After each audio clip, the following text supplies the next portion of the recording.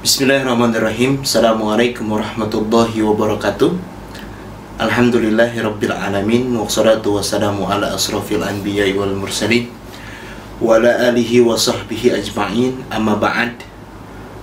Anak-anakku yang aku cintai karena Allah Subhanahu wa ta'ala, pada hari ini saya Sandria Fatur Rahman sebagai guru agama, untuk mengawali pembelajaran kali ini, izinkan saya untuk mengucapkan taqabbalallahu minna wa minkum, syamana wa syamakum.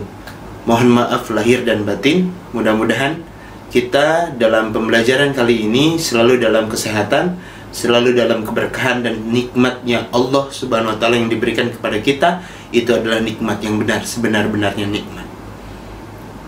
Oke.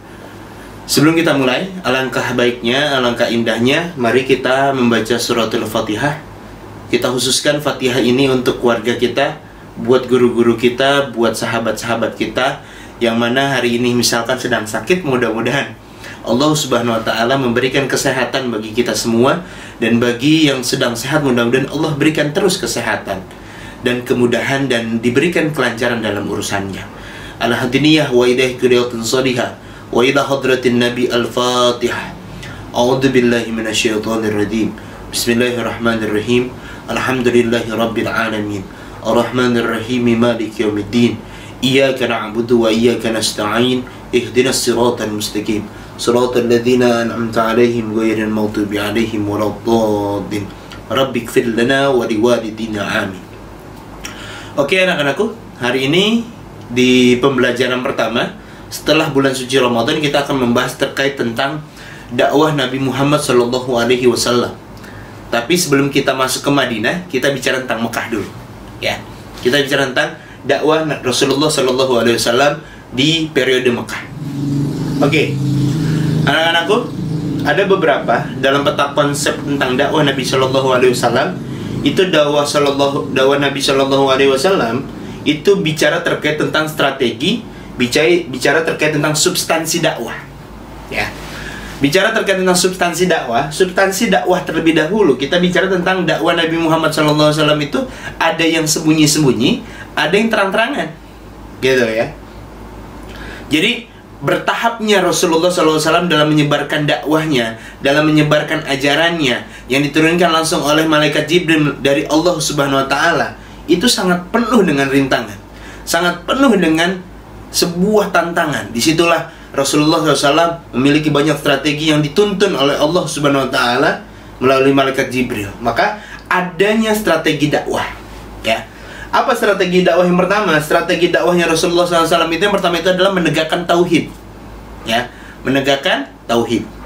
Yang kedua, menegakkan akhlak yang mulia. Yang ketiga, adanya kehidupan setelah mati. Yang keempat, persamaan derajat antar sesama.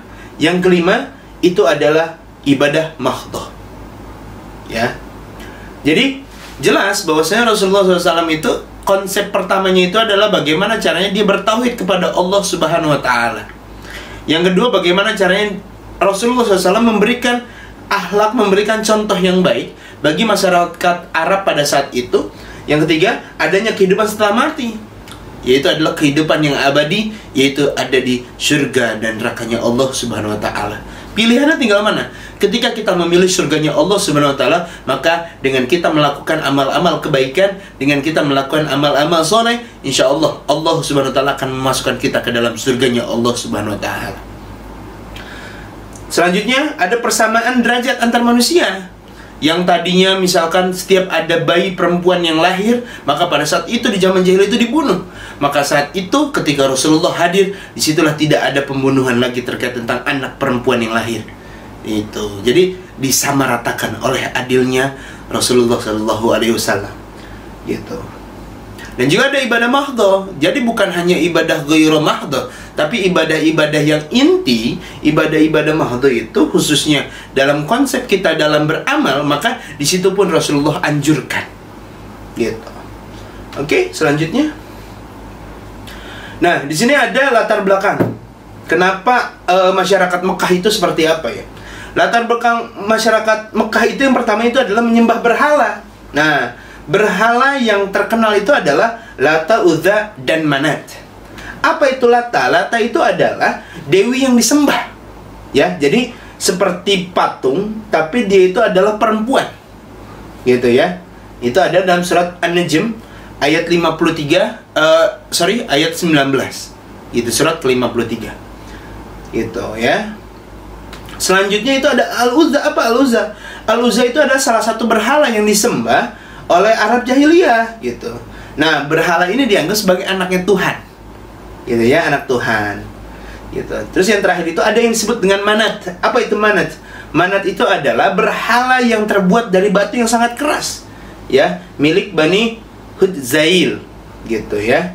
Yang berada di Gunung Kudaid Al-Musya'al. Gitu ya.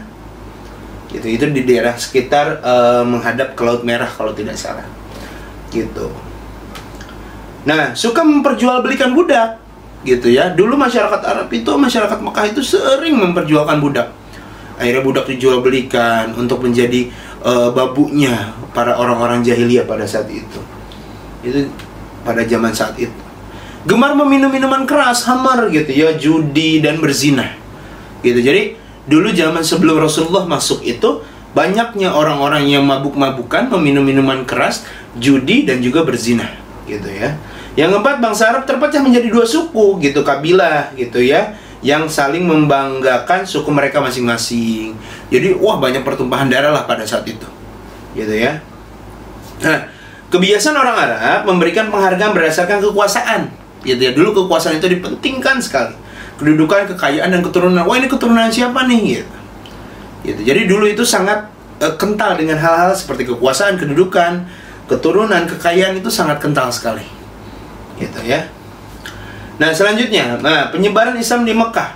Nabi SAW menjadi Nabi dan Rasul ketika menginjak usia 40 tahun. Ya, kita sudah tahu. Dan pada tepatnya malam 17 Ramadan atau 6 Agustus 610 Masehi, Malaikat Jibril datang dan menyuruh Nabi Muhammad membaca surat Al-Alaq 1 sampai dengan 5 yang Iqra bismi rabbikal ladzi khalaq, khalaqal insana min 'alaq ya. Itu dibaca suruh sampai dengan ayat kelima.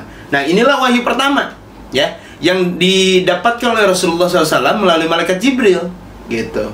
Walaupun pada saat itu Rasulullah bingung ketika dikasih, kenapa? Ini apa bacaannya gitu. Akhirnya Malaikat Jibril pada saat itu memeluk Rasulullah SAW, dan pada saat itu Rasulullah bisa membaca apa yang dimaksud dengan Iqra. Apa yang dimaksud bismi rabbikal ladzi khalaq, khalaqal insana min 'alaq. Gitu ya.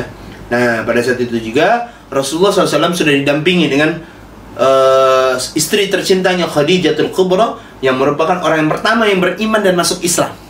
Gitu ya. Jadi Khadijah itu adalah orang yang pertama yang masuk ke dalam Islam. Gitu ya. 2,5 tahun kemudian Rasulullah menerima wahyu yang kedua dalam Quran surat Al-Mudaththir. Gitu ya, ayat 1 sampai dengan 7.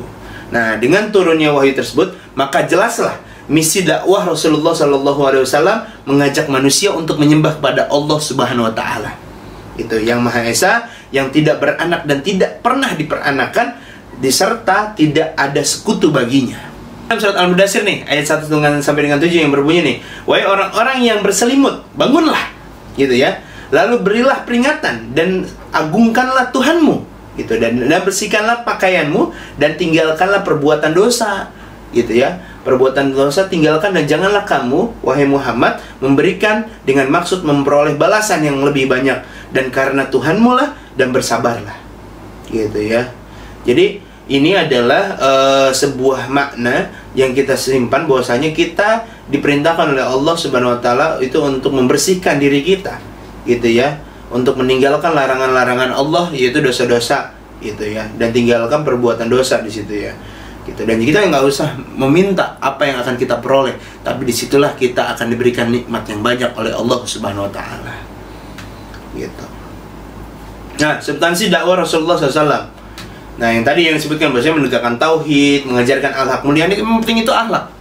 Ya, Rasulullah SAW diperintahkan oleh Allah Subhanahu Wa Taala itu untuk menyempurnakan akhlak, liutamima makarimal akhlak, gitu. Banyak orang pintar, banyak orang cerdas, tapi tidak pintar dalam menjaga akhlaknya. Disitulah titik bahwasanya seseorang itu akan jatuh. Tapi bagaimana caranya? Dia orang yang bodoh, dia orang yang tidak pintar, tapi dia pintar, akan cerdas, akan menjaga akhlaknya, disitulah kemuliaan yang akan hadir baginya. Penting akhlak itu, gitu ya. Nah, menekankan adanya kehidupan setelah mati yang tadi, yang bicara surga dan neraka, mengajarkan persamaan derajat antar sesama yang tadi, bahwasanya dulu yang ketika seorang perempuan itu dibunuh, tapi pada saat ini ketika misalkan ada seorang perempuan dimuliakan, gitu ya. Nah, mengajarkan ibadah makhluk. Oke, selanjutnya metode dakwah Rasulullah SAW ya. Yang pertama itu secara sembunyi-sembunyi. Ya, selama 3 tahun lebih Rasulullah SAW menyampaikan dakwah Islam, memperkenalkan agama Islam kepada masyarakat Mekah secara sembunyi-sembunyi, gitu ya. Hampir 3 tahun lebih Rasulullah melakukan hal-hal seperti itu, gitu. Dan alhamdulillah sukses, gitu. Nah, Rasulullah melakukan dakwah secara terang-terangan setelah menerima wahyu dari Allah Subhanahu Wa Taala. Nah, perintah tersebut dalam surat Al-Hijr ayat 94 ya. Gitu ya, bahwasanya dikatakan maka sampaikanlah kamu wahai Muhammad secara terang-terangan sehingga apa yang diperintahkan kepadamu, dan berpalinglah dari orang-orang yang musyrik. Nah, pada saat itu banyak orang-orang musyrik, gitu. Makanya disitulah Allah Subhanahu Wa Taala memerintahkan Rasulullah untuk melakukan dakwah secara terang-terangan, gitu ya. Nah, reaksi kaum Quraisy terhadap dakwah Rasulullah di Mekah, gitu ya. Jadi yang pertama itu adalah kaum Quraisy itu marah kepada Rasulullah SAW, menganggap Nabi Muhammad SAW menghina nenek moyang mereka dan Tuhan mereka, ya, atau berhala ya Tuhan mereka itu. Yang kedua, intimidasi terhadap umat Islam, memaksaan budak-budak yang telah masuk Islam untuk kembali menyembah berhala, gitu ya. Jadi ada intimidasi itu. Yang ketiga, penganiayaan terhadap orang yang hijrah dari Habsyah, gitu ya. Peristiwa ini terjadi pada tahun 615 Masehi kalau tidak salah, gitu. Akan tetapi Rasulullah masih tetap tinggal di Mekah, gitu ya. Reaksinya itu kaum Quraisy itu luar biasa. Disitulah bahwasanya kita harus memaknai dakwah Rasulullah SAW itu dengan sebenar-benarnya, dengan sebaik-baiknya. Nah, intinya dalam apa yang kita sampaikan hari ini itu adalah kita tahu bahwasanya dakwah itu adalah hal yang diwajibkan oleh Allah Subhanahu Wa Taala.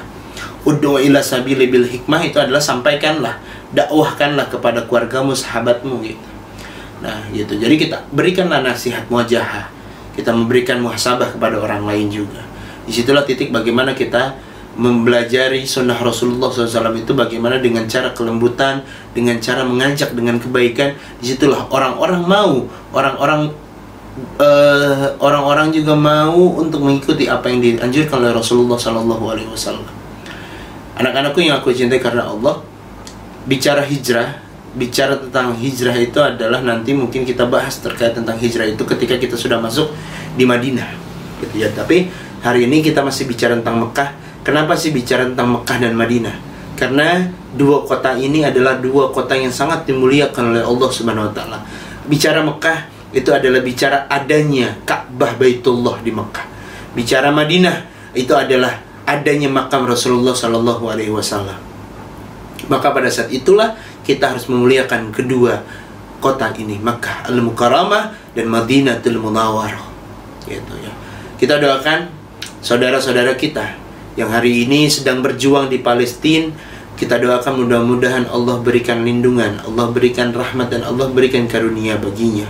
Dan juga kita doakan bagi saudara-saudara kita yang sudah mendahului kita di Palestina, mudah-mudahan Allah angkat dosa-dosanya, Allah hapuskan dosa-dosanya, dan Allah masukkan ke dalam surganya dengan syahid, dengan kebaikan, dan penuh dengan keberkahan. Mudah-mudahan apa yang saya sampaikan dapat kita terima, dan mudah-mudahan juga apa yang kita inginkan, kita hajatkan, mudah-mudahan Allah berikan kabul pada hari ini. Mudah-mudahan Allah berikan naungan keberkahan bagi kita semua. Anak-anakku, bagi yang ingin bertanya terkait tentang materi dakwah Rasulullah SAW di Mekah, bisa langsung ditanyakan di kolom komentar.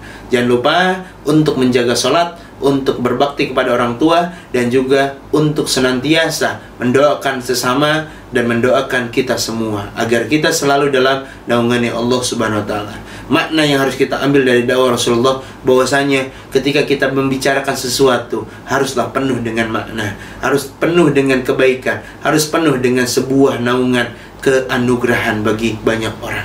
Disitulah titik kita harus menunjukkan diri kita mampu dan bisa untuk mengajak orang untuk menuju kepada kebaikan, menuju jalannya Allah Subhanahu wa taala. Anak-anakku, disitulah materi pertama di awal bulan Ramadan ini, maksudnya setelah bulan Ramadan, mudah-mudahan kita selalu diberikan kesehatan oleh Allah Subhanahu wa taala dan kita dijauhi oleh wabah penyakit COVID-19. Billahi taufiq wal hidayah, wa ridha wal inayah. Assalamualaikum warahmatullahi wabarakatuh.